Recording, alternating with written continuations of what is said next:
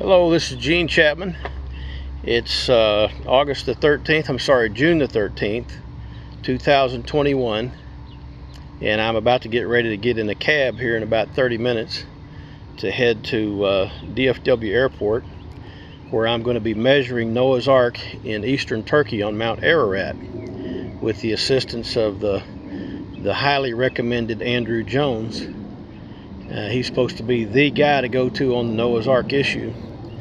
And so anyway, we're going over there to verify Ron Wyatt on the Noah's Ark issue. And this is the first effort of my work, the Christian Apologetics Library of Fort Worth. And that's what I run. And as we do this, we're trying to verify the top 5 findings of Ron Wyatt. The Ark, the Noah's Ark, the Moses crossing of the Red Sea, the Mount Sinai finding, the Ark of the Covenant finding, and the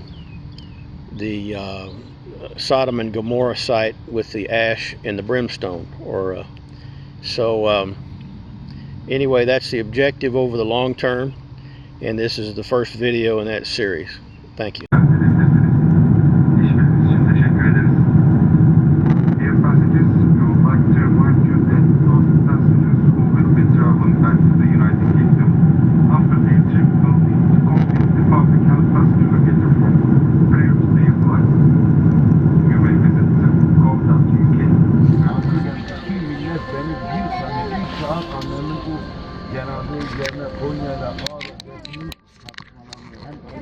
I think every seat is full. There's your social distancing.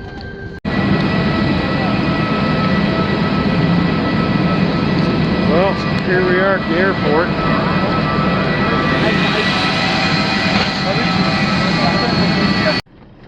All right, we're up on the Silk Road here. Silk Road, where Marco Polo went. And this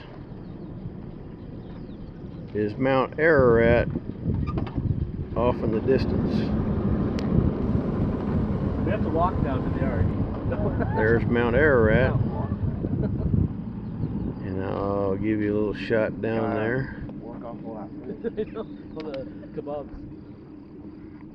Let's see what we got down there. And there's your town. What's the name of that town down there? That's the town you're in, Cubits. Cubits. Yeah. All right. I hope I'm filming. Yeah, it says recording. It says record. All right, folks. Here's Noah's Ark excavation site, eastern Turkey. How many miles from Mount Ararat are we? We're 17 to 20. 17 to 20 miles from Mount Ararat, but that doesn't necessarily mean much, because the Bible says that the ark landed in the mountains of Ararat, which is an ancient kingdom. It's not necessarily about a mountain, it's about mountains in the kingdom of Ararat.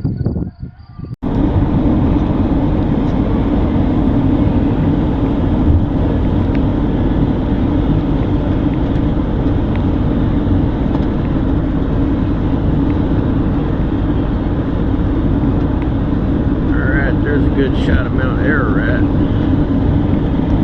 Over there is Little Mount Ararat.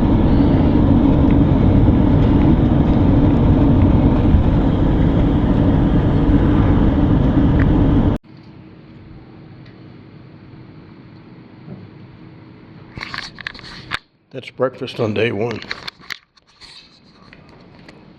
This is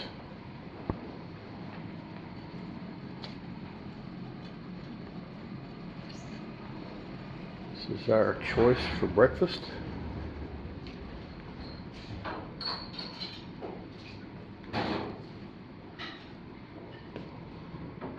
That's cereal, apples, apricots, cereal. I think that's Cocoa Puffs right there. Eggs.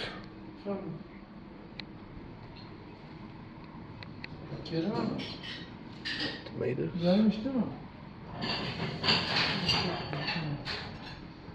Well, this is the beginning of my second day This should be the 16th of June 2021, and this is the hotel room I'm in. It's pretty nice. I think it's worth the money in America. If you were to go to America and get a hotel room like this, I think the price is comparable. Nice shower. You got a nice waterfall shower there. And there's me. Yesterday we got here, and there was a guy named Matt. He's brought his family with him, his brothers and sisters and wife. He's a furniture store man out of Ohio, and he's discovered something on the excavation site, and we're going to get a look at it today, I think. And anyway, that's where we're at, and everything looks legit so far, and that's about it for the moment. Got plenty of sleep last night. I don't sleep well on planes, so I got about 5.5 hours sleep over about a 24-hour period, and well, 24 hours with no sleep, and then about 5 hours of sleep, that kind of thing. And I got here to Agri, A-G-R-I, Turkey. I noticed there's a place called Batman down south. Andrew and I thought that was kind of cute. He said he slept there once. Anyway, we're in a place where it used to be a different country. I forget the name of it. Anyway, Andrew told me that Mount Ararat, they don't believe existed during the time of Noah. That Ararat actually comes from a word that means it's a kingdom, as opposed to a mountain. Let me see if I can look up what I wrote down on it. It was an ancient kingdom, and so the Noah's Ark came to rest in the mountains of a kingdom called Ararat, as opposed to on Mount Ararat, as we would think in the Western world. The original lettering would be U-R-A-R-T-U, or Urartu, and now that it was the kingdom of Urartu, or Ararat. And so don't misunderstand when somebody says the Mount Ararat, that they said that came up in the Middle Ages, as opposed to the Noah's Ark being on Mount Ararat. It was in the mountains of a kingdom called Urartu or Ararat. And the Armenians, this used to be Armenia that we're in, during the Armenian War, I guess, with Turkey. I think we have something called the Armenian Genocide that happened in like 1918 or something like that, 1911. And we don't know a lot about it in America, where I'm from. But anyway, there was a war, and the Armenians were driven out of this area on the other side of Mount Ararat. And we looked at it from the Noah's Ark excavation site, which is, I don't know, 15, 20 miles south of Mount Ararat.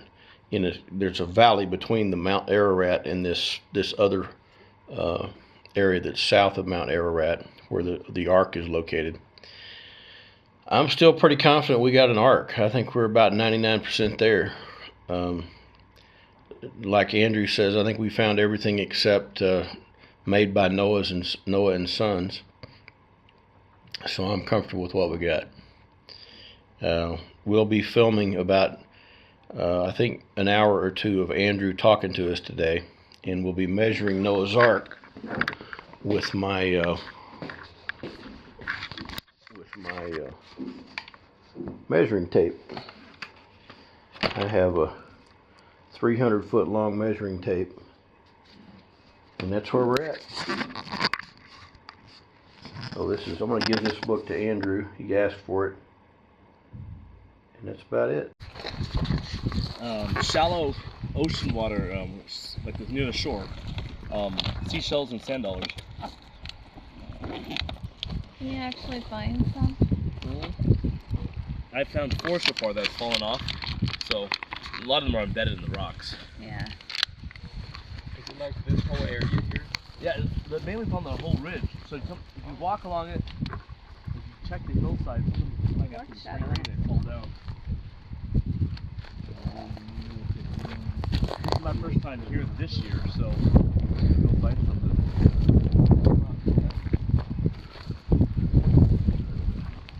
So that's the whole layer. It looks like a natural, I mean a man-made wall, but it's a natural layer that's been pushed up like this. You know, it's laid flat and seismic activity pushed it up. So you're seeing the top, like the end of it, but it's like vertical now. And it's just full of fossils.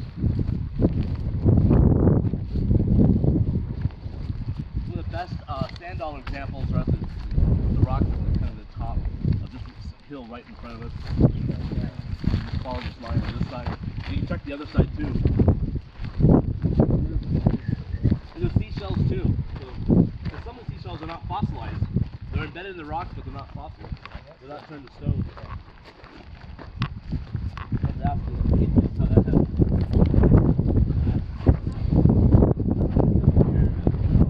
It's a pigeon. Like here. It's a pigeon. Oh, this is full of it.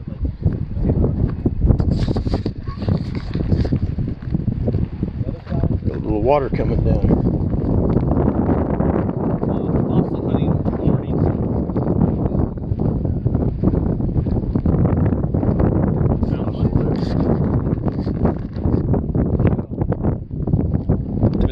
Sand dollar here.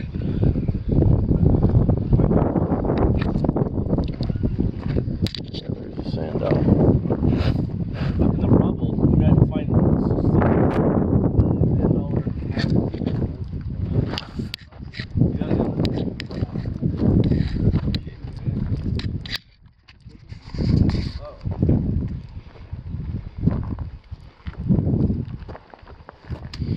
How far are we from the ark here? Less than a mile. It's on the other side of this way. I see there's Mount Ararat behind you. So we're less than a mile from the ark excavation site. What is it? Big lizard. Oh, a big lizard? Little one, big, I don't know. Yeah, you'll find.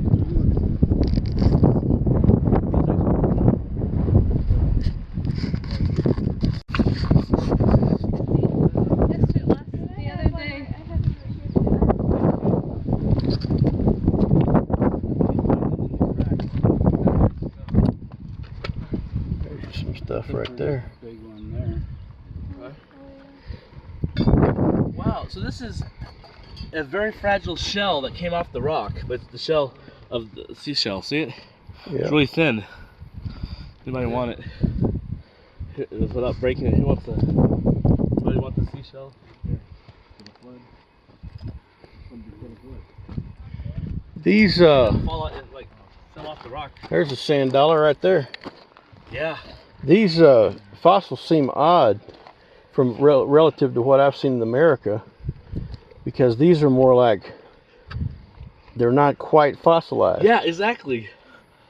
It's cool. So like it's in America, you feel a fossil, it's like that's a rock. Yeah. It's But here it's like there's a fossil, but it's really just a shell kind of stuck to a rock. exactly. So like you have the rock, but the shells have not fossilized yet.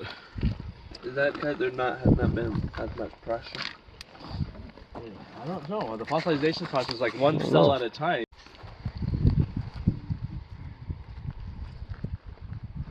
We found a number of them and rolling off. So, Hello. Here's the sand. And here we are at the Noah's Ark sign. There's Mount Ararat.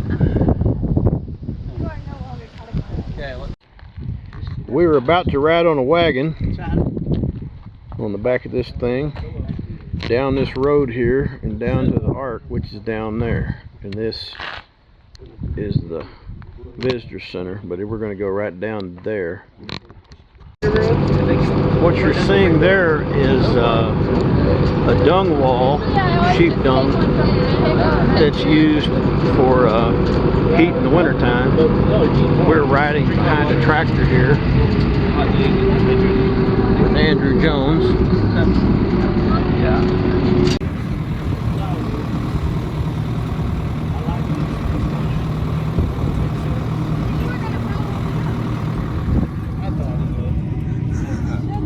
Hey, we can do it. We go to the original landing. Yeah. I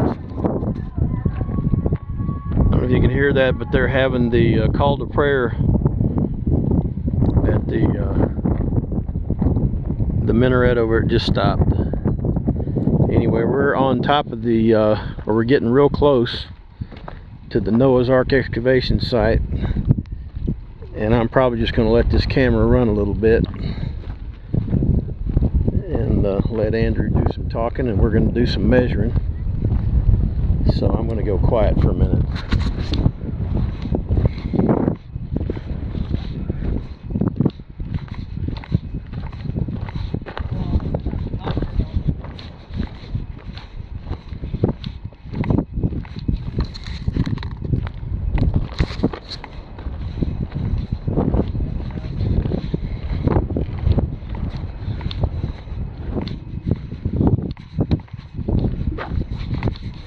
I believe this is said to be the Noah's Ark excavation that we're about to walk onto right here.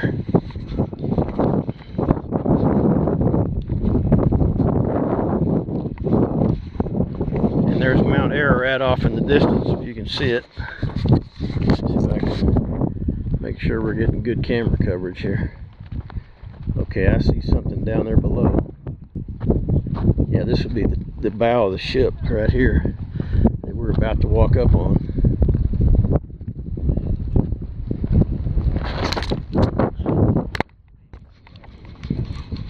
So where do you start measuring at?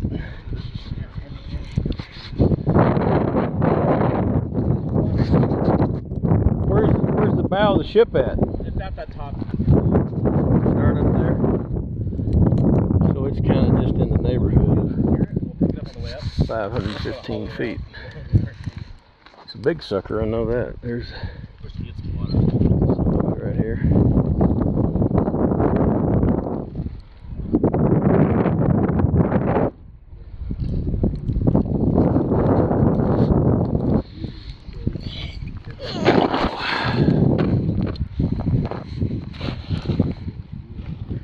Well, I think you found the right spot, young lady.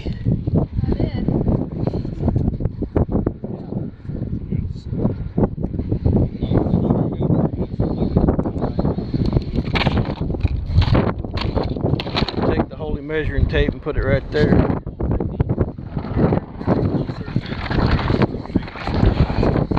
I'm sliding. Yeah, I'm coming, but I'm sliding a little bit. Move out of the way. Yeah. There's a grassy hump there you can do. Yeah, we can do that. There's the side of Probably Noah's all Ark. you guys do the video, so I'm going to some of these and ask questions.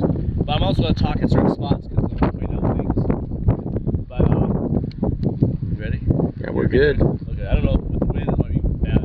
Anyway, we're trying. This is the Turkish military photo from 1959. This is what they, Captain Drepnar noticed when he was in his office doing the maps for this area, and he saw this boat formation on September 11th, 1959. A couple years later, so before this guy showed up, it's a little out of order. Anyway, this is a famous Turkish Armenian photographer. His name is Ararat. In 1961, the Turkish military hired him to fly over the site in a low-flying airplane. And so when he told this story in this documentary film that we're going to give you guys, it's in Turkish, but there's English subtitles, so you can take that home on DVD. And anyways, he flew the plane low over the site and got really good photos. And actually, no one, at least on the American side, knew about his stuff until like the 90s. Anyways, but in 1960, after they hit the news, Can you tell him we're videotaping? I don't know if he speaks English. Okay. Let's just wait and see. Usually they don't follow us around. Like he wants to. Hey, buddy. I guess not. All right. Nobody knows what "say buddy" means. Well, it means talk louder. Anyways, so in 1960, an American Christian expedition came here. They met with Captain Drepnar, and they went out to the site. It was in the news in Life magazine, and they wrote about it. On that team, one of the guys who saw it, his name was Professor Brandenburg from Ohio State University, and he was a photogrammetry expert, so he looks at photos and can understand shapes and stuff. And so he said this is no way it could be a natural formation. Everyone else wasn't too sure, and so it was a conflict in the group whether it was a natural formation or the buried remains of Noah's Ark. So what they did during that, like the very last day of that expedition, they used dynamite on this side right here, and they blew a little hole in it, and they also did it over this side right here, just to see if they could find petrified wood. They thought, well, what's holding this shape together? They didn't know, so you don't use dynamite on an excavation, but they did. Now at that time, the mud flow you see like down there, like this 20-foot drop, whatever, it was actually up to this level, and the 79 earthquake dropped everything away, and they were popped up the boat. So this is the Turkish one, but this is and Brandenburg saying in English basically that he's never seen something like this. Like it would be a natural formation. It's December 78, wasn't it? This one? The earthquake was December 78. Yeah, because he came back in 79. Okay. Yeah, he came in the summer of 79 after the earthquake. Ron's first trip was 77, and the mud flow was still level with the boat's edge. Then he heard about the earthquake and he came back. Everything dropped away. The sides of the boat. So one thing we want to point out about the shape, you guys are at the top southern end, and it's pointed. You look at the drone photos, Google satellite images, and at the bottom around the end. So some people say, this was just an obstruction, like a rock in the mud flow, and then the material just flowed around the rock and kind of made the streamline boat shape. The problem with that, fluid dynamics would actually make it the opposite. The pointed end would be downhill and not on the uphill side. So something else, created the shape.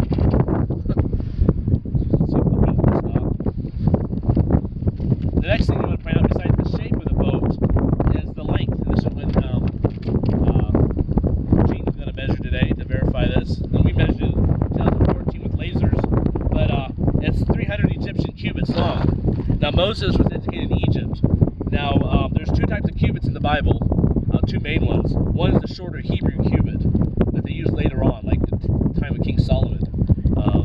But then there's this also the Royal Egyptian cubit, which is a little like 2 or 3 inches longer. And if you use the Royal Egyptian cubit, this boat is exactly the length that Moses gave. I think I read 20.62 inches.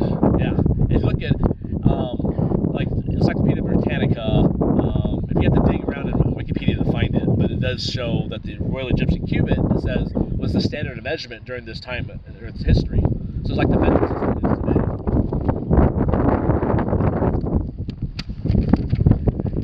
The next thing we want to point out, and when Ron got involved in the late 70s and early 80s, no one was allowed to excavate the site up until today. We just look at excavate. So they were doing different types of scanning. So he decided to get a metal detector, see if that could, maybe there's some metal in the site. And they did a number of groups that have done this, not just Ron, but they've scanned the site and outside of the boat formation, and they found a pattern of metal just in the boat. In some areas, on the outside edges, there's like every 9 feet. And I'll point out those areas down there where you can actually see the indention, what might be underneath the soil, maybe petrified the rib timbers of the boat in between the erosion.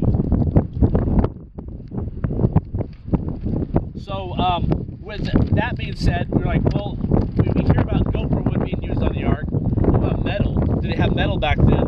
You can read in Genesis before the flood, Tubal-Cain was a worker of metal, and it actually mentioned that he made alloys. He made bronze, which is a mixture of tin and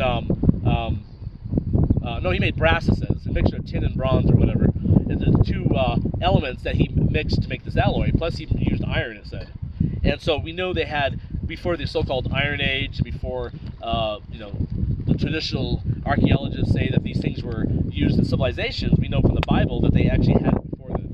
I was reading it was said 1200 BC is when the Iron Age started, and so this was way before. Another 1,000 years before that at least. I mentioned he was working with iron in Genesis, I think chapter 5 or 6, yeah. So this rivet, fossilized rivet, was found actually on a tour. They were here in June '91, a big tour with Ron Wyatt, and the video of that's on my YouTube channel. You can see when they actually found it, and the guy's videoing, they're talking about this, and they had found it in the soil here on this site. And lucky them. Now, I guess he had permission because now it's back in the U.S. But I know the church, when they see stuff like that now, back then it was like a little more free to do, take stuff. But now they're like, that should be back here. So if we finish the building, we'd like to ask those who have that stuff in their house, in their basements, to put it here, because then the world could see it versus knocking somebody's door in Tennessee. I'm not going to go over the lab, but basically the lab reports show that it was an alloy, this rivet. It's made of aluminum, titanium, iron. There's a mix of metals inside of that object. And then on top of it, besides the mixture of metals, they did a test for, this is carbon content. And so what they showed was that what could possibly be fossilized wood compared to the iron part has more carbon. So that makes sense that this was once living material like wood versus metal. So that's one thing. It shows that this is two distinct objects, not just one blob, but actually two things in there fossilized. And then a couple years ago, they actually tested it with X-ray diffraction. Shoot the little X-ray beam at it, you can get instant results basically whenever you shoot it. And what they found was that the backside, which would be the petrified wood side, had less iron than the front side. The front side had 2 times more iron than the back side. So again, showing those two distinct objects in that rock.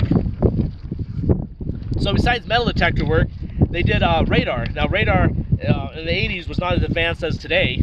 Today it's all digital, but back then they printed out on long pieces of paper. I've seen some of the ones that Ron had, it was really long. But anyways, they were able to detect a pattern below the ground. And again, they were not allowed to excavate, and so using this stuff, you can see kind of below the soil different densities of material, and that gives you an idea if there's something maybe man-made or versus natural. And so this is what this kind of chart shows, their results with their radar work. So what Ron did throughout the 80s. He did like 3 or 4 different scans. And so this one scan, he did about, I think it was 65 feet from the end across this bow right here, the top of the ship, and this is what they found. And when they showed it to an expert in radar back then, the manufacturer of the company for the radar, the vice president said on local news when they were interviewing him that you don't see these periodical reflections in nature. And so it could either be upright walls or beams, support beams, or we don't know. Those are vertical lines or horizontal lines? These are vertical. So it's like cutting a cake, so you're looking kind of like at it from this way. So they scan it across and it shows what's vertical. And now I highlighted, but the red is what I put on to show. I'll give you guys this file too, so it's a PDF file. I'll try to find the English version. This is the one I showed the Turks, so it's all, we translate everything to Turkish. Some of this we showed to the governor, and what does that say? Ah, the radar. I don't know Turkish, so but I know the photo.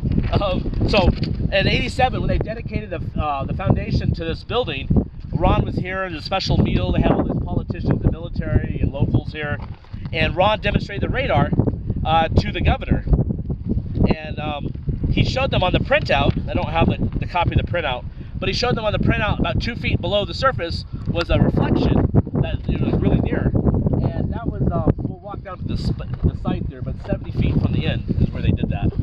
And so the governor pointed to a Turkish soldier and asked the soldier to dig it up, and when they dug it up, that's where they found the what Ron calls the petrified deck timber. It was laying horizontal, and in fact the radar shows a bunch of pieces lined up there, but this is the one they dug up. So there's actually another square piece right beside this one in the radar printout. So that was found in '87. Now they've tested it different ways, and I don't, maybe it's out of order, but show the test results here. But basically they did carbon testing on it, and the cutout shows, as you're calling it, plywood, because it has, I think there were 6 or 7 layers of, you can see them actually in the cutout when they... The book says 5 layers. 5 layers? Okay. Yeah, so there's 5 layers. I'm glad you read it before you came. I'm going off the memory. But it's basically a layered wood. And you can see on the side of it, the outside edge, and I'm sorry I don't have a photo in here, but it's on the internet. But the end of it, where they actually cut it, on this side I believe, is where they did the cutting. But you actually see where like whatever adhesive they use to put the wood together, it's seeped out and fossilized. And so you can actually see it in the thin section. You can see the layer, and then the outside you see the glue, like blob.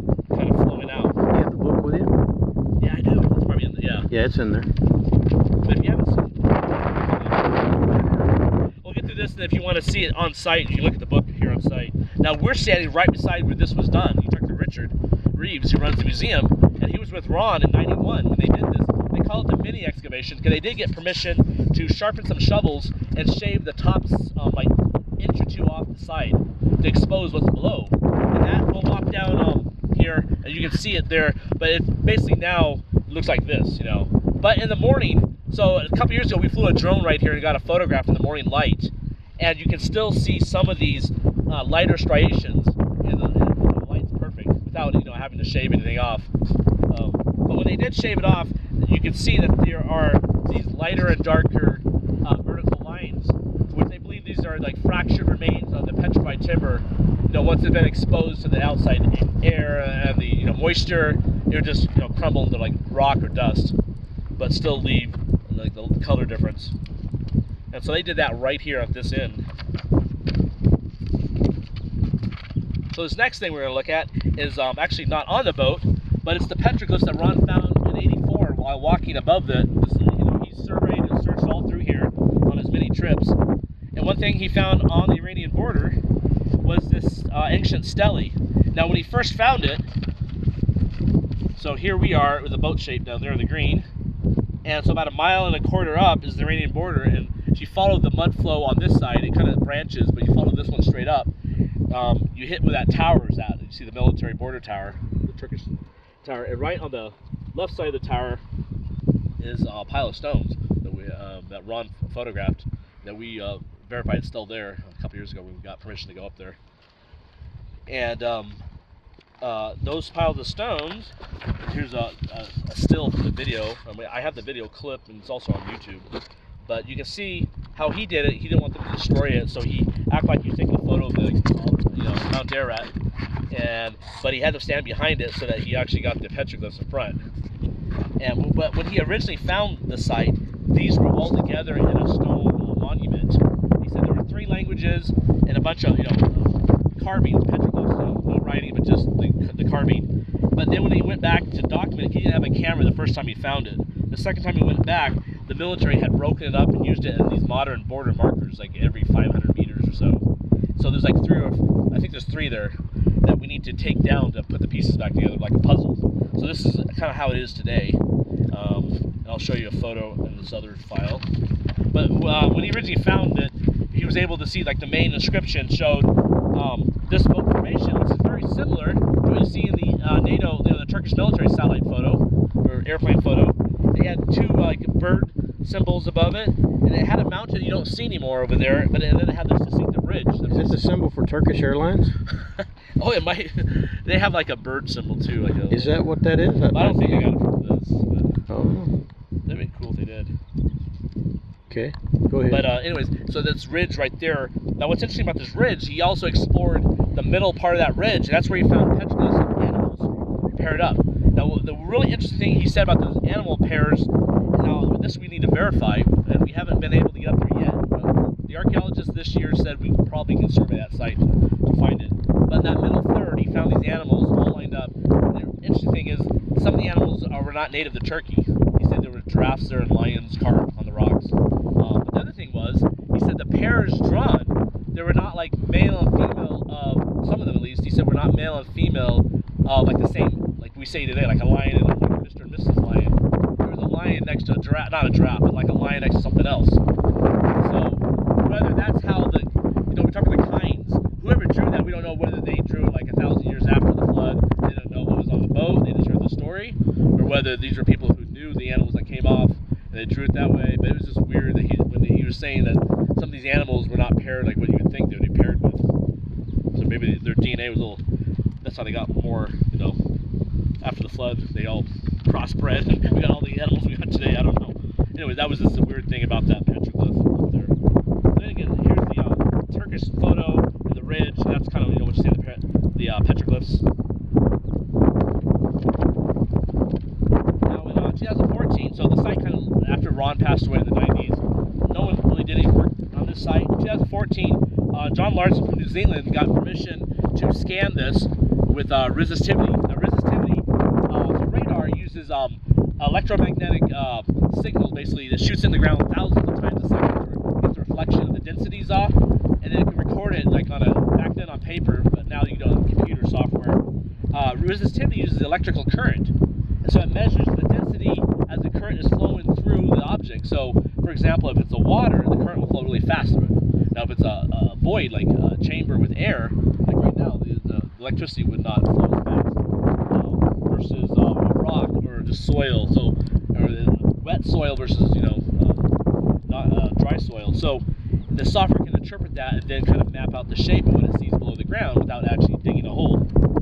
So we did that in 2014. I was part of the media team. I organized the media. We had 2 camera guys here, and then John and Randall put in the hard work, laying out the ropes every day. We were here for 10 days, and they were the ones doing the work out here.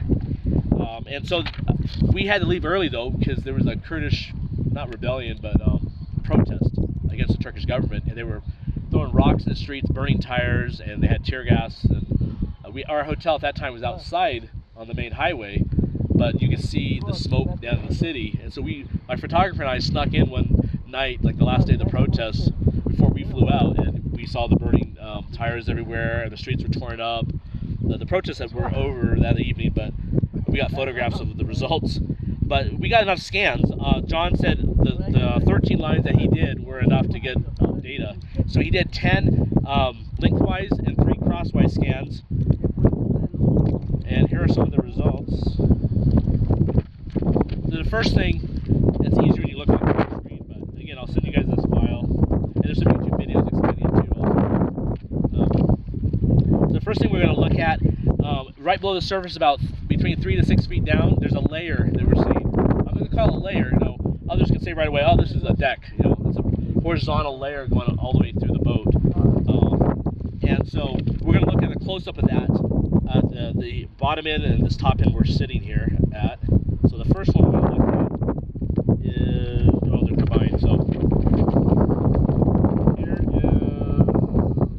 okay, this is so this is the top end one which we're sitting at. And so right here is really distinct, well preserved, this layer that's right below the surface, went all the way down. And then at the bottom one, it's more broken up kind of in the middle. But towards the end of the boat, same layer, same depth as the one up here. And there's when he put the 3D together, 3D scans, he was able to, there are 3 layers down there. Like the Bible talks about 3 decks in the boat. Now this was the middle crosswise scan, which was just on the other side of this rock outcrop that the boat impaled. So let me back up. Ron believed the original site where the boat landed was higher up in the mountain, right near the stele. There's a valley up there. We're going to take the tractor up later today. And in that area, he had found rock pieces that he had picked up when he had analyzed it at the lab in the U.S. They had come back with high-tech alloys, and that's how Dr. John Baumgartner got involved. He thought maybe the satellite had crashed there because he was wondering who would have this type of material like back then. He wanted to know the site, where was the site? So Ron took him. This was in '85. Ron took him up there and showed him the site. And so Ron's belief was that the bottom of the boat was still up there in the mud flow when the boat was pushed down by mud or lava and got impaled on this rock, versus going all the way down the valley and being buried and got stuck here. Anyway, so this middle scan, which actually shows the same layer going this way now, was done on the other side of the rock outcrop. Here's a close-up of that. So again, this is electrical current showing the density of material. So it's showing that right below the surface is again this one layer, and then there's a dense area, which could be mud or soil-filled rooms, and then there's a thicker. Now this doesn't show it all, but it's kind of not scaled correctly. But then there's a thicker layer right below it, and then what this does not show is the hull shape that the 3D scans show below. So there's actually, the hull would be the first floor, I guess, and then you have a middle floor and then a top floor. That's how you get the 3 decks in the Bible. And actually, this is the one. So this kind of shows the hull shape. You can see at the end. So this is without any markings of me. And if you look here, you can see where I highlighted how it kind of comes up to the end of the boat. Now this is the bottom end down there. And you can see this comes up, there's a difference in the material from the electrical current. So it does show a hull shape still down there. And even at the top end is a little on the screen here, but it goes up to where you guys are sitting. And again, this one also shows, we talked about, right below the surface, there is a layer about 3 to 6 feet down, going away through the whole site, and it's broken up into other areas. You know, it's a decaying boat. And here I kind of highlight this bottom end, so you see that the curvature of the hull, and then you see these 2 layers right here, one right near the surface, and one down. I forget how many feet between the 2.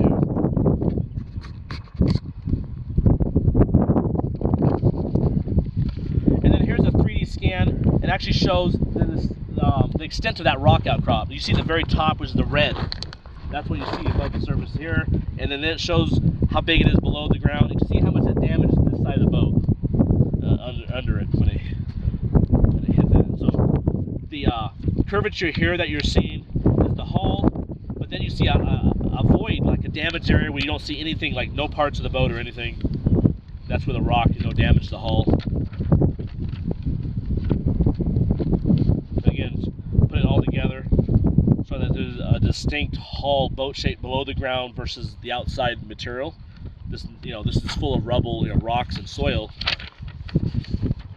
Then a couple years ago, he was able to, the company that made the resistivity equipment was actually from Texas, and they updated their software so that they could interpret all the scans together, and they created this 3D model, and it looked like a beached whale, but it shows, in this area right here, this is the front area, looking up, like if you're underground, and so this would all be below the ground, and it shows this, it looks like a hull, sitting right below the soil.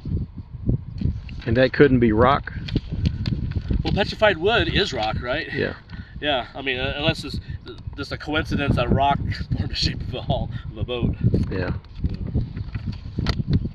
Anyways, so this is a quote from Dr. Erkan Arkagal, and put it back together. Archaeology is a destructive science. Once you pull each layer out, it's exposed, it's finished. So, they would hopefully put something over this if they did a big scale excavation. But if they did something small, they would just have to cover that one little area that they excavated that could show maybe a room or a floor or a rib timber. Now here's something we're almost done here. We're gonna look at this western side, the steep part where it dropped like 30 feet away when the earthquake hit. When they put the middle, this yellow line, this middle cable, when it went down that side, they were putting their pins in every 3 meters, about every 9 feet. And you can see, if you look close in the digital photograph, you can see the actual steel pins they would put in. And so they put these pins in every 9 feet, they connect the cable to it, and then the cable is connected to the central processing box that collects the data. And so then it would just sit there humming away, maybe, I don't know how long it would take, half an hour or so, collecting data as the electrical current, which they got from 2 car batteries out here in the field, and it would just shoot it through the soil. And so anyways, when they're putting in these pins, because they got to nail the pins into the soil, they hit a solid object on that wall within 2 inches of the natural dirt. They hit this solid object, and it was 2 feet wide, 20 feet up and down, and 2 inches in. And they actually bent the end of the steel rod when they were trying to put it in. So they had to put it over the side into the regular soil. What is this? Well, when they got the results back for the scans, what it showed was a vertical, hopefully a petrified rib timber right there, going up and down 20 feet, and with the actual horizontal piece coming out into the boat. So making almost like a right angle there. I'm surprised that's not on the internet. I didn't see that yet. You see that one? Surprise! That's where you paid $6,000. 3. He paid $6,000. 3. No, I'm just kidding. Just messing. From DFW and back, it's going to be right at 3. It's all right. No, he paid less because he's on the 3-day tour. Oh, there you go, yeah. Yeah, they're on the 5-day tour. Y'all paid 6. Let's see. Okay, back on track here. Right where that cable is, this is that area. We'll walk down there so you forget it. We'll point it out. And at the base of this is where Ron drilled a 10-foot or 15-foot long core drill. He got a core section, and they got animal hair out of there. So that's down that area. And that's in Tennessee? I don't know what happened to that. The museum. I think he said it was at the museum. He did? I have to verify that. I'm not sure. I had these little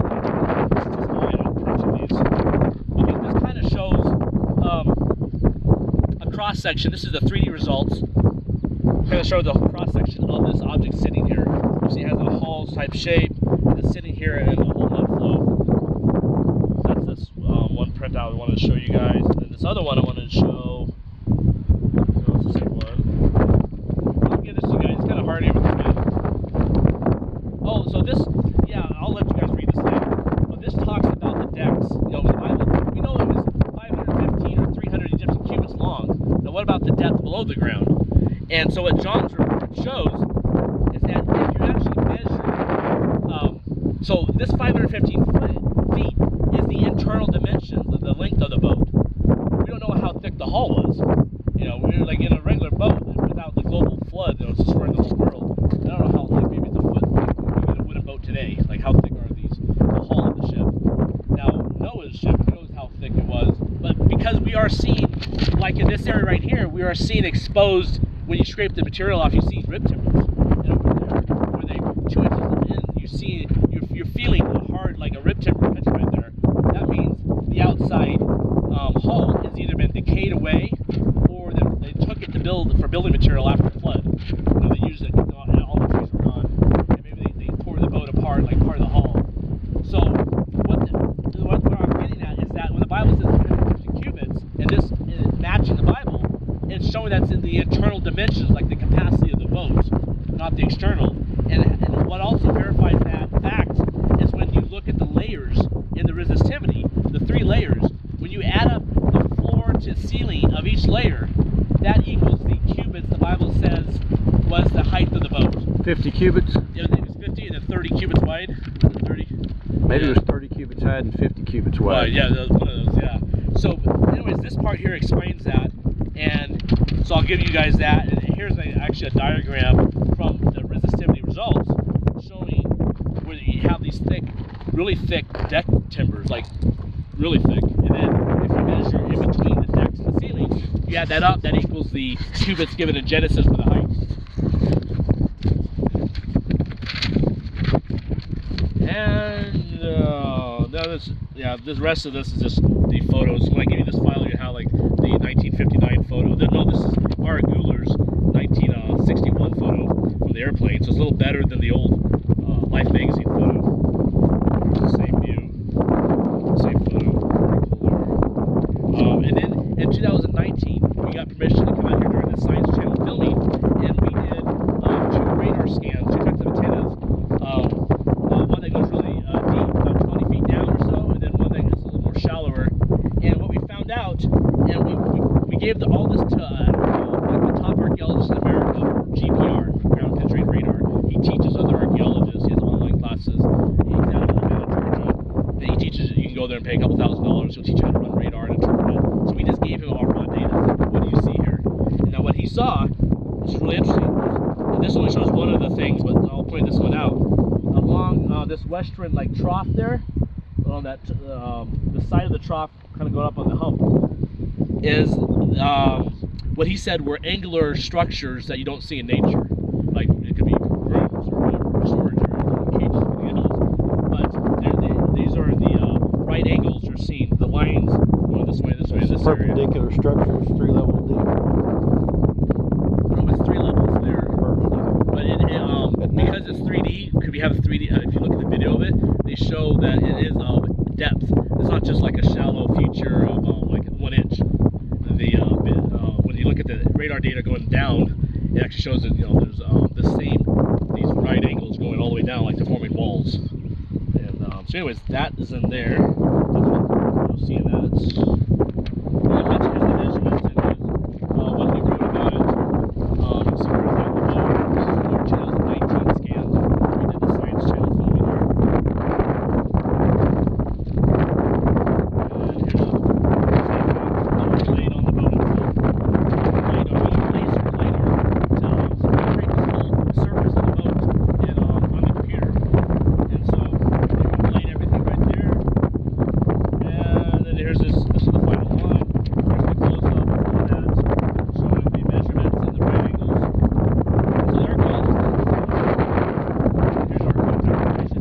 Contact me or Samir. Anyways, but the archaeologist said you should focus on that area. But the other thing we found a little closer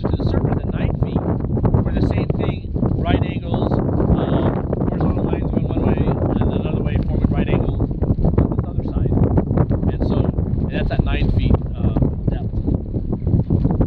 Now, I'm just going to quickly show you. Actually, this other one I'll show you when we get up to the top after we eat lunch. This is the description. Here you go. I got the video right here. You running the video? Okay. Here. Oh, you want to go here? Okay. There you go. So we're going to be within a foot or two. There you go. Well, we'll see. Now, there's a Ron went 3 foot past the end of the round part. He says there's a broken off part of the boat. Yeah. So we'll have to see if that. Oh, it is recording right now.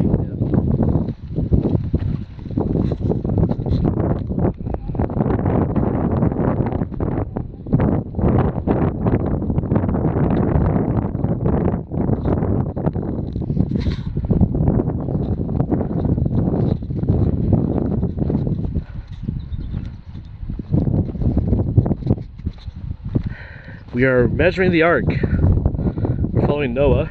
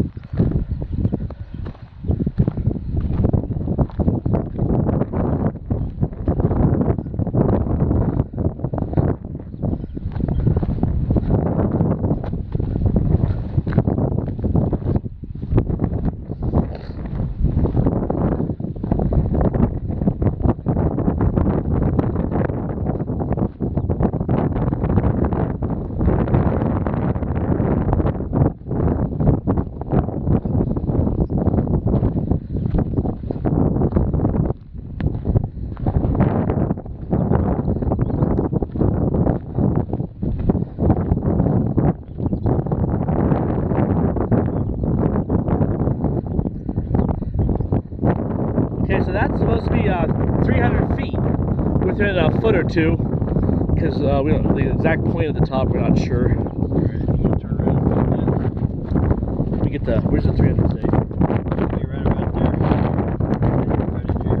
Yeah, this says 300. 300. That's 300 feet on this tent measure, guys. We marked with a rock. Coming back that way. And then you can see it's kind of windy today, but we have a guy holding it there. Okay, well, I have him bring it. So he's bringing it now. You gotta roll it up, yeah. You gotta. So he's rolling it up. We're right across from Mount Ararat. A very windy day.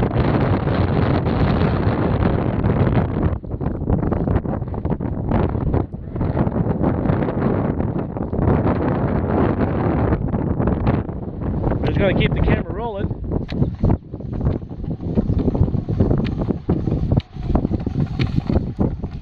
This is our 300-foot mark.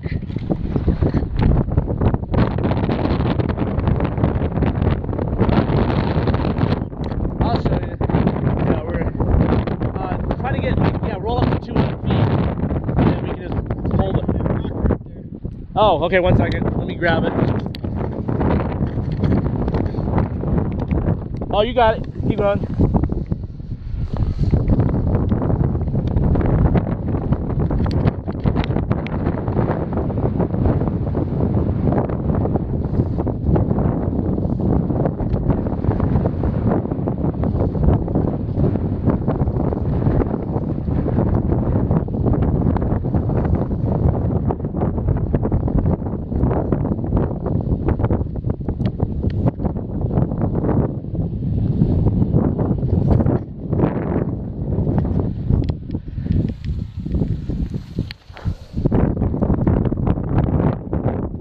Go down, find Gene here. Yeah, you gotta keep going down over the edge.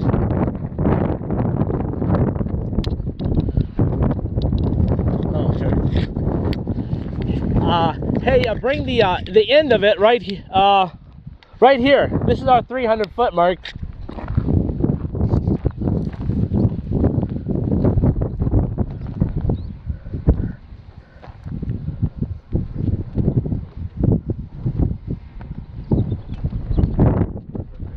This is where the 300 foot, the end should be. Yeah. All of your leg, there you go. You can put your end, that's the 300, and then he's going to roll up it, get to the end. I'm going to show him where the end of the boat is. And we're going to walk down here.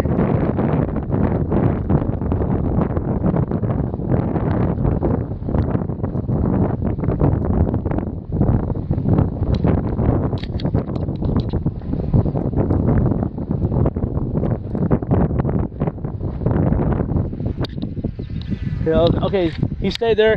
Keep rolling it.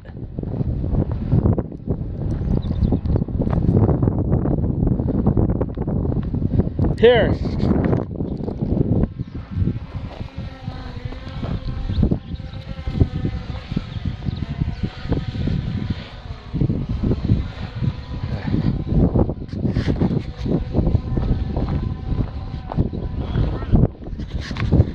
What's it at now?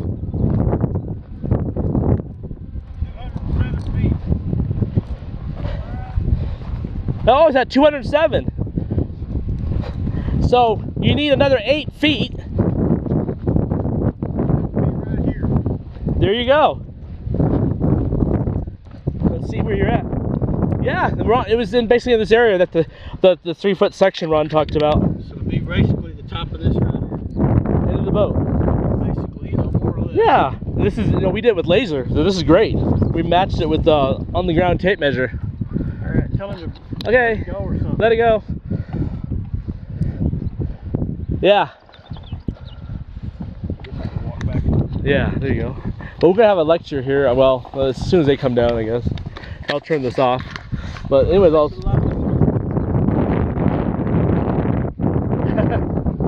is the spot, guys, right there. You can see we're at the bottom end of the boat. Yeah, that would make sense. We're at the neighborhood for sure. There's the visitor center. And then here's everybody coming down. You hear a drone flying. The tour group brought a drone.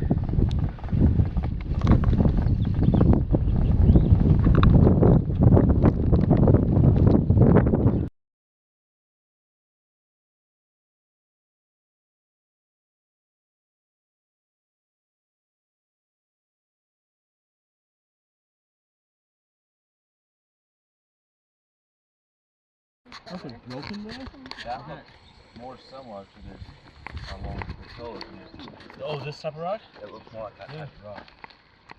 Look at the colors. You can see there's different metal because it's oxidized in different colors. Yeah. You got greens, you got bronze in there. And if it's reddish, then you have iron. See how long that lasts there.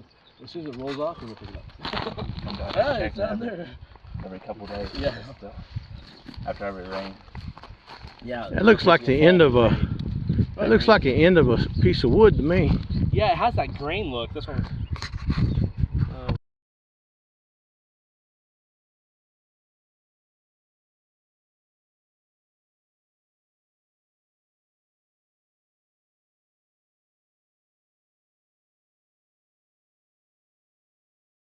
This is where they drilled the hole for the animal hair right here. And this is also where I was telling you when they did that middle scan for the resistivity, and 2 inches below the surface, they hit a hard object 2 feet wide, 20 feet tall. It's right here. And maybe it's this thing here. You see the edges of it. I don't know. For the water going around it. Yeah. But here's the hole that Ron drilled 10 to 15 feet in.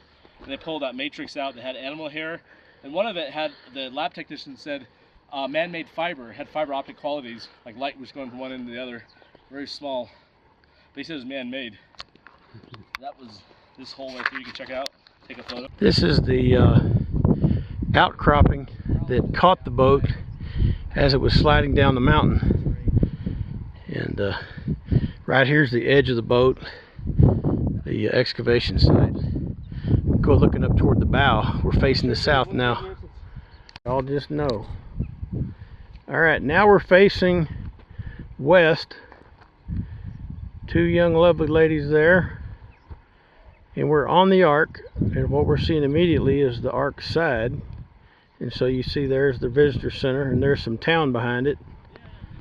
And then you go on down, there's Mount Ararat, which has nothing to do with this ark.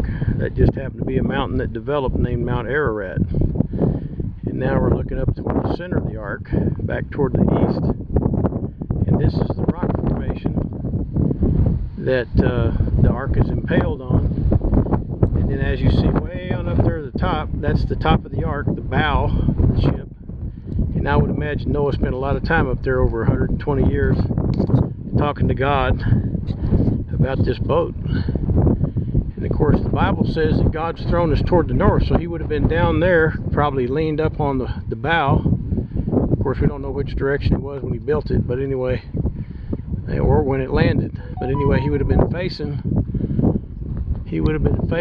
north, up toward the North Star, talking to God about his ark. This is where they shaved the side. You can see how water's been running down through there. Interesting. You know, Ron in his videos, he points to this and he's talking about, you know, maybe this is petrified wood. Those kids are still in place and they have an internet with YouTube. Oh, then the wind picks up the super stuff. I'm not even sure you're going to be, anybody can hear you on here. Okay. Oh wait, here's a drone photo we flew near the village. Just went up as high as the DJI drone will allow us, which is 1,500 feet, about 500 meters. And we got the whole cliff face over there. This is what it shows here. They found an ancient settlement at the base, and you can't even see the end of this cliff over here. That's on the other side of that hill. They found an ancient settlement there. And then in the middle part of this is where Noah's Ark landed. Kind of see right there is where Ron found the animal petroglyphs. Now, right at the base of this one, you can't see. There's an ancient stone structure that's some of the petroglyphs. That's on the other side of the ridge. You can't see it there. But this one, you can see the tower, and that tower is right there. Don't put your cameras at it, but that's the tower that has right beside it most of the petroglyphs. And so in 2018, do what now? we were able to go up there. We have to go to military section, we got the commander. Beachfront or Lowe's?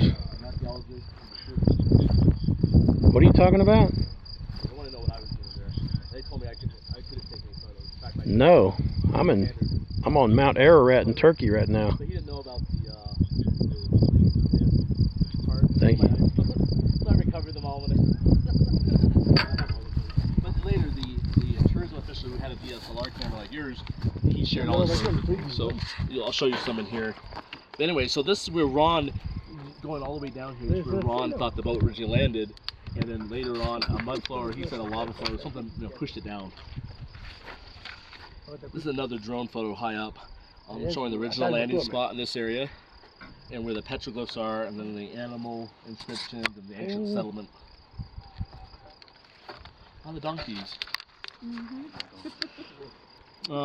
Anyway, at the base, at the end of this cliff face, is where they found an ancient settlement that has not been excavated yet, but they found lots of pottery in the tops of the buildings. So who knows how old that is? We can't go to it. So, and this is the part about the animal petroglyphs. Again, you can't really see it from the spot because there's hills in the way. But it's kind of right up in there, right? Yeah, we talked about that already. And again, it kind of shows where the Uzungeli village. A little to the left of what I'm filming here, kind of over in there. And then right here is the cliff face that has the animal petroglyphs. Now Ron, he's standing on the hill opposite the visitor center. When you go past the ark, go up on that hill. Actually, you can see it right there. You see with the orange rock sticking out? Just kind of go up the same hill, the very top. That's where he's standing here. And whoever took his photo is pointing it up here. And Ron wrote on it, and he pointed out on the backside. He had a whole paragraph saying this was the original landing spot. Original landing spot. The boat formations off the picture, down there. And that's the Iranian border right there.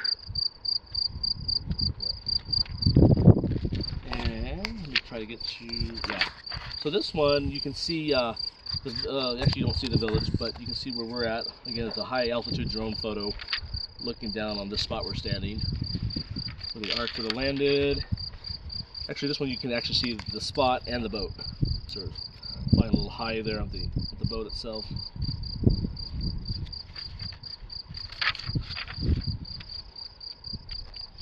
Yeah, that's the valley we're in right now, so let's do that. What we get to is this. Okay.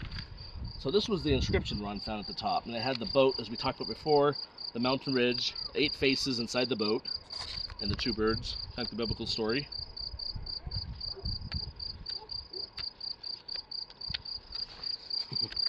Those dogs.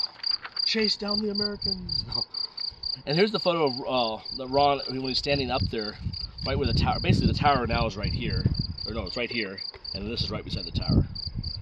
So, that was built after he had found the inscription. And then this other one, oh actually this is the same one, he's just standing on top of it.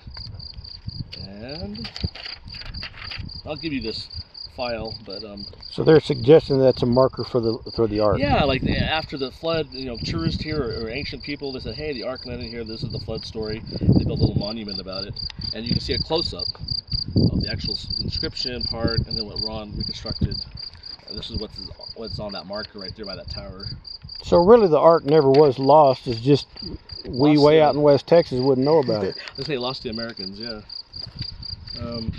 And this is the other one, because there's like 3 of them that they use the stones in. This is the second one. It's further over. You don't see it from down here. Once you get to the top of the ridge, you see this one. And you can see it's over on this hill. This is actually a telephoto by the Turkish archaeologist. You can see the top of it. We photographed it. And Ron was able, back in the 80s, though, stand up, let me walk right to it. And today they don't want us up there? No, the barb, you can see. So here's the photo of me standing right beside the one that has part of the boat formation. So you can see there's a barbed wire fence between me and the ancient ancient stele inscription that they reused into a modern border marker. And so they told us that this is like a mined area.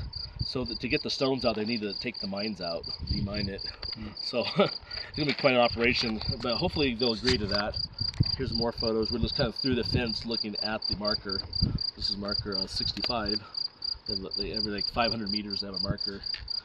Here's the fair and I with the tourism official. The archaeologist took the photo. And this kind of sums everything up for this. Right where we're standing right here at the military base, which is, you can't really see it, it's on the other side of that hill. And from there we're looking this way, and so you're seeing the different places where the markers are. And then I show Ron's original photos, my photo, and the arrows pointing where all the things are. So that's at the top of the ridge. We took this photo. That's it. So we can turn off the camera? No, you can video. Well, you want to take photos, just a good spot to look down. Want to do your own little narration, you can. So they think it landed between here and that tower then? Yeah, just make that quick. I don't want them to get mad at us videoing up there. Okay, folks. Whole collection of This rock here has some lines in it, and we think that's interesting. And the guy who found it is this guy right here, the famous Matt. What's your last name? Miller. Matt Miller.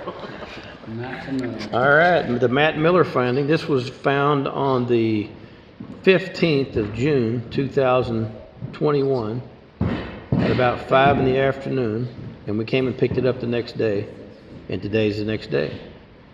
Where was it found on Noah's Ark? Where was it found on Noah's Ark? It was all the way at the top. All the way at the top. To the pointed southern end. Yeah. The pointed southern end.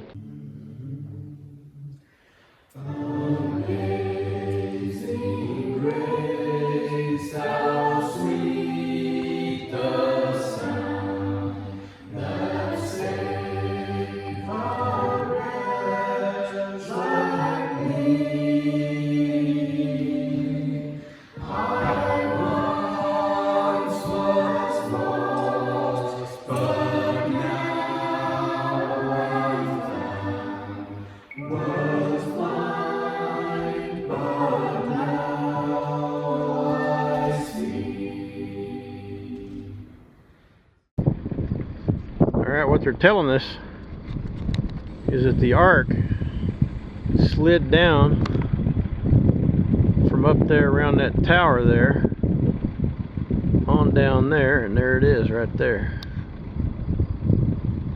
And we measured it at 515 feet long. There's our first anchor stone, folks.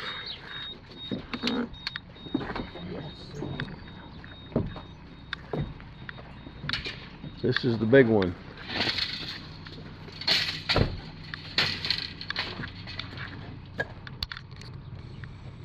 And there's the hole where they would have put the rope through.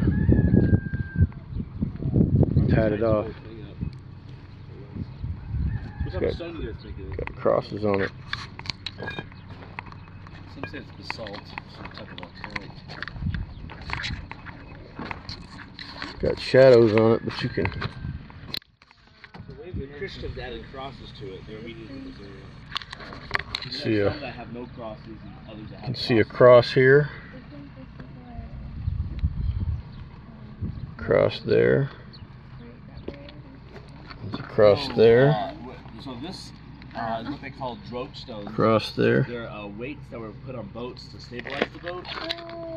And so others call it anchor stones, but it's not an anchor for the ark. So the theory is the ark came through this way on its way to this landing spot. Yeah, this is the one that says that it. What's his name claimed it? Nimrod? Nimrod, while he was on Earth. This was his symbol while he was on Earth.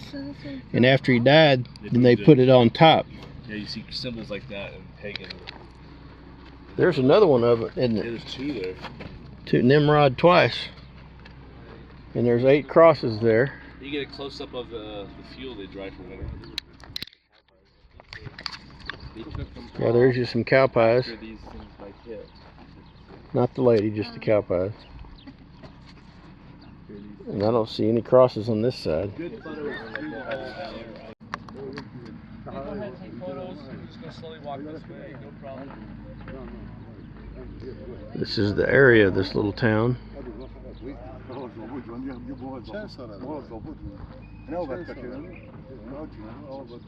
This would have been some of the early areas where Noah was starting to lay it down. What's the name of this town, Andrew?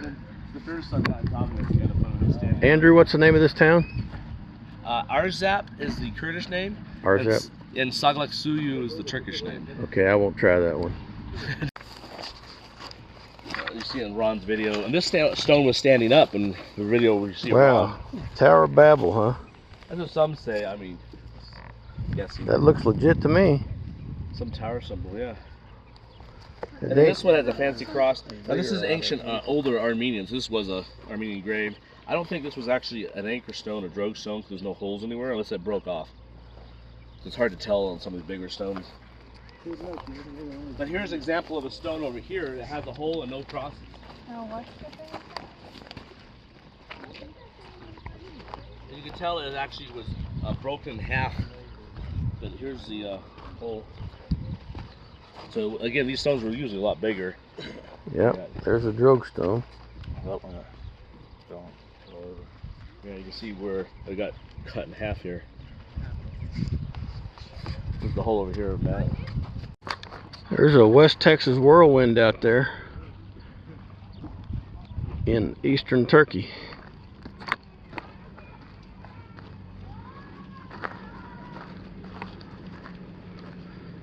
Looks like it's disappearing now.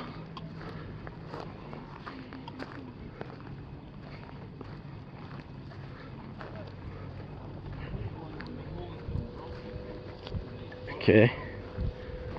Andrew says this is a drogue stone with a hole broken off. You can see it here.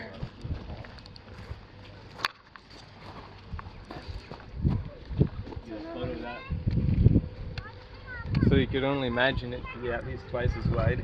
Yeah, like the other one. Even the big anchor stone used to be bigger. We don't know how many feet below the ground too.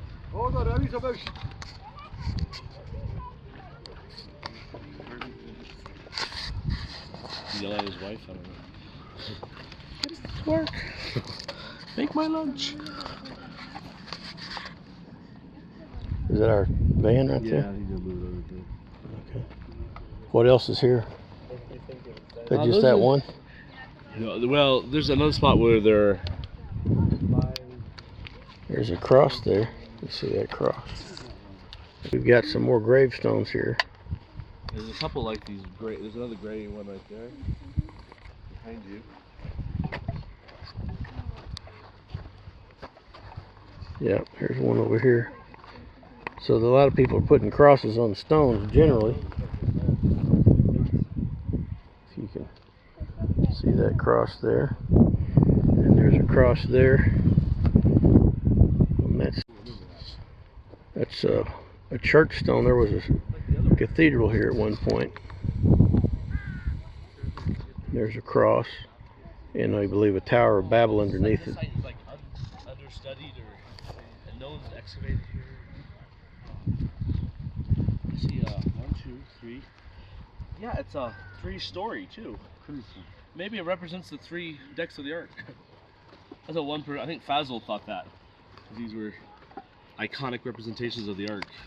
Having 3 stories.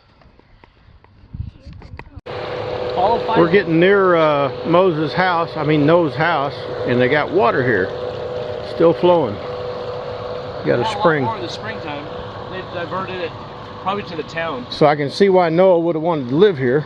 Yeah, we're gonna go next after this to the spring site, which is on the other side of that hill. We'll drive over there.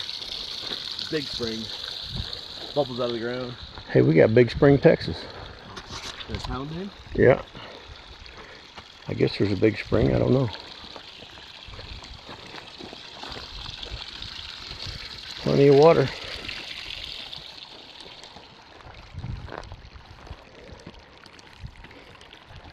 Cross somewhere.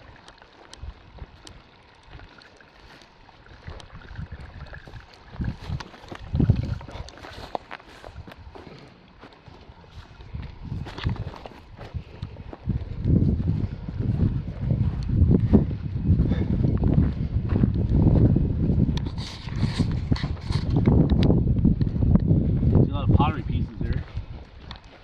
Some ancient, some modern. There's a nice edge pottery one there. Okay, yeah. We got some pottery here. It looks like something from Home Depot or something. Watch your step.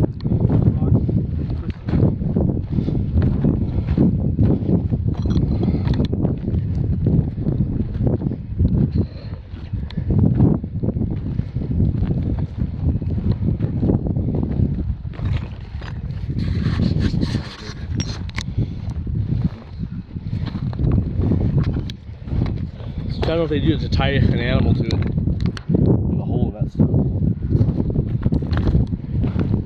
Okay, so first I want to explain what happened here.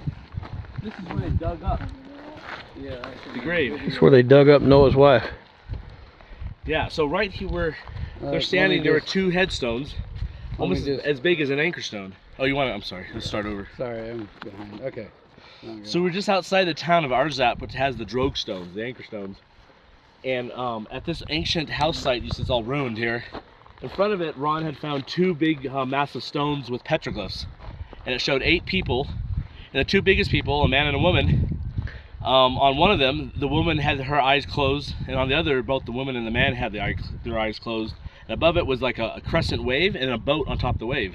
And so Ron's belief was that based on the iconographic petroglyphs, that this was the burial site of Noah and his wife. Sadly, in '83, after he had written a little book in the early '80s about this, he gave it out to some American ark hunters looking for the ark in Ararat. And this one guy found out where the site was and paid a villager $300 to dig up this. And so it's about 18 feet long. The sarcophagus, I think you said, he was saying it was 18 feet. 18 feet, yeah.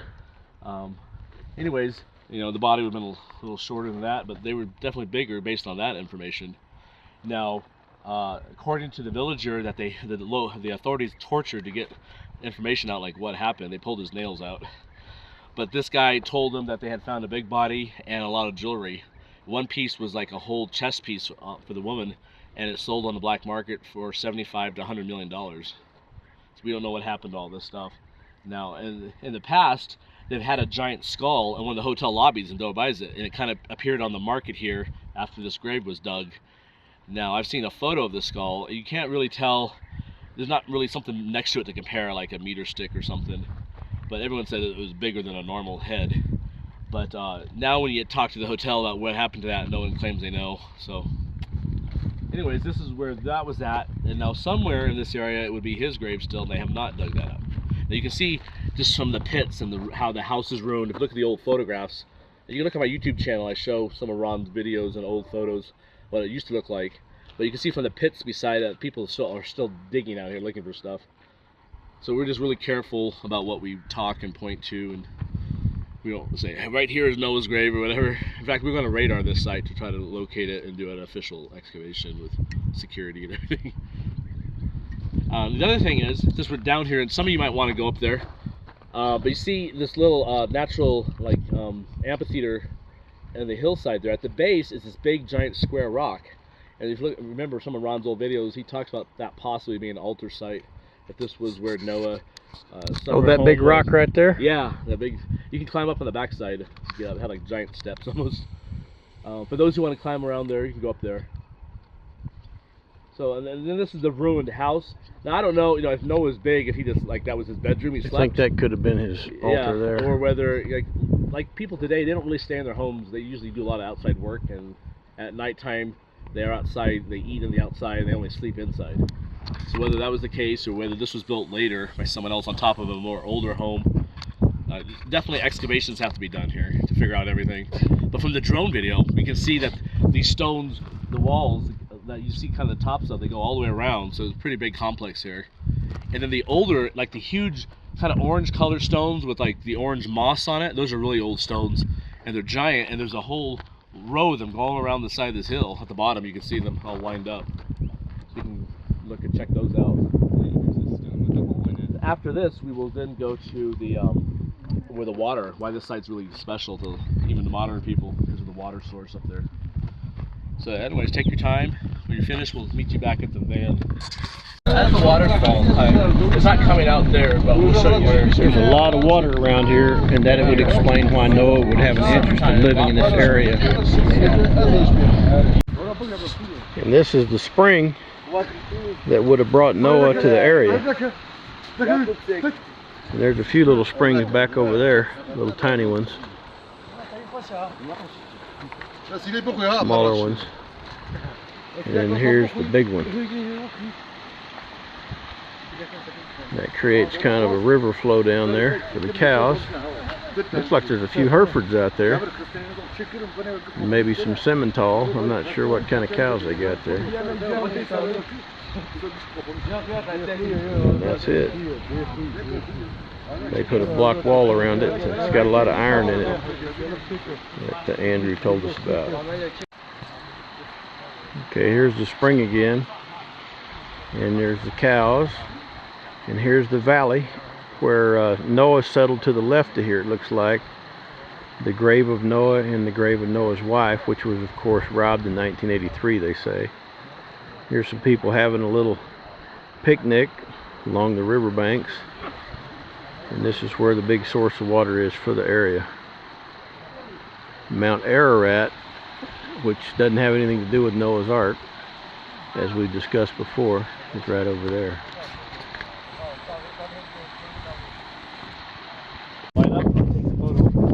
Film that grain right there.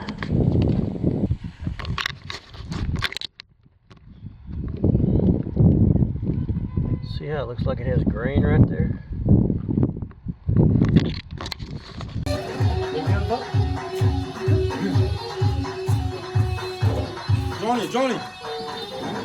Johnny!